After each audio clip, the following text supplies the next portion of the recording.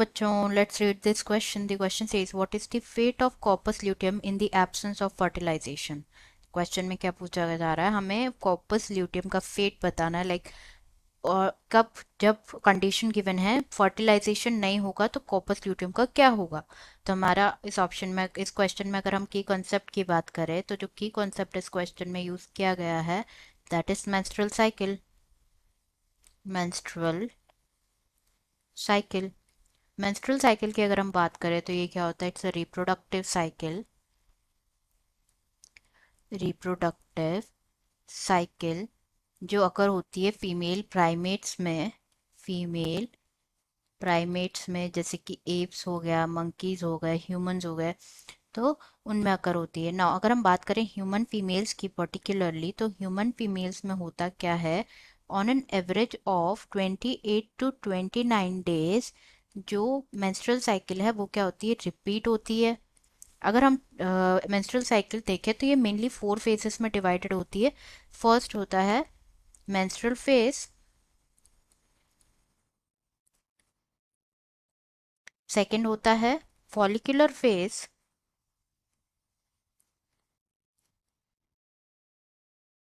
Third is ovulatory phase,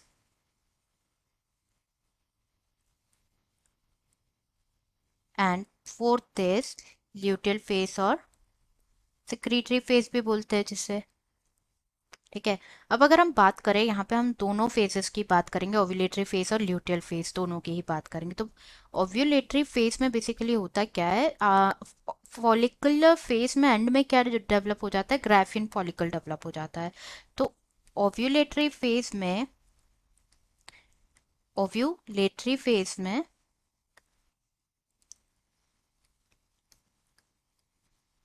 में due to the, like at the 14th day और the mid cycle में क्या होता है, और द मिड साइकिल जो एलएच होता है वो अपने मैक्सिमम लेवल पे होता है। LH that is luteinising hormone, it's a gonadotropin.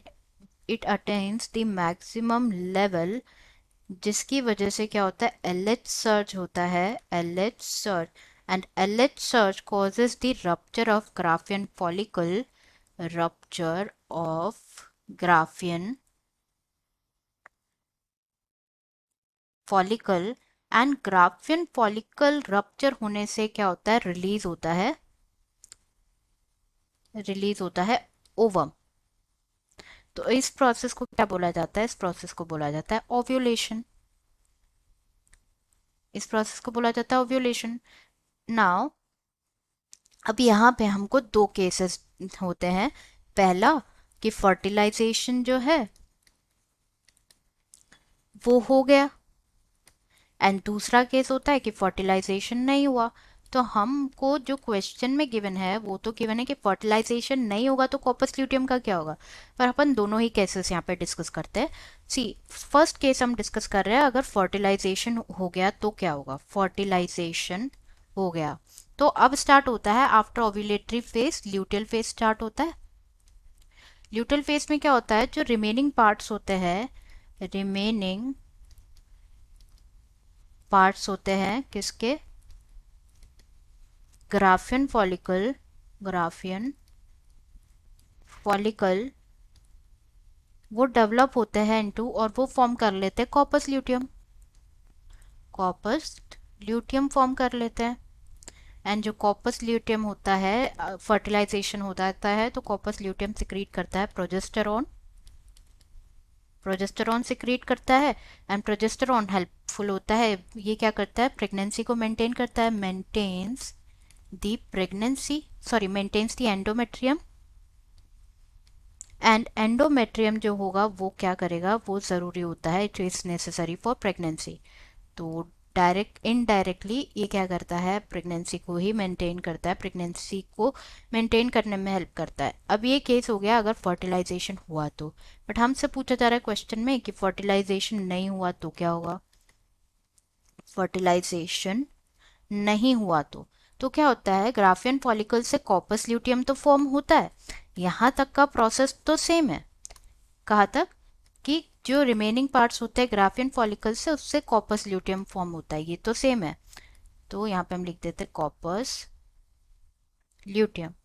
But अगर फर्टिलाइजेशन नहीं होता है तो कॉर्पस ल्यूटियम जो होता है वहां से सिक्रीट नहीं होता प्रोजेस्टेरॉन, प्रोजेस्टेरॉन सिक्रीट नहीं होता, कॉर्पस ल्यूटियम हो जाता है, इट स्टार्स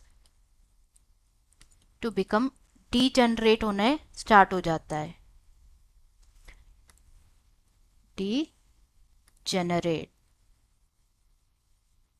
एंड डीजनरेट होता है एंड क्या स्टार्ट हो जाता है वापस मेंस्ट्रुअल फेज स्टार्ट हो जाता है, मेंस्ट्रुअल फेज स्टार्ट हो जाता है। तो हमको हमारा आंसर मिल गया यहाँ से कि कॉर्पस ल्यूटियम अगर फर्टिलाइजेशन नहीं होगा तो what will be the fate of corpus luteum, corpus luteum will degenerate, it will degenerate. This is the answer of our question. I hope you understood it well. Best of luck.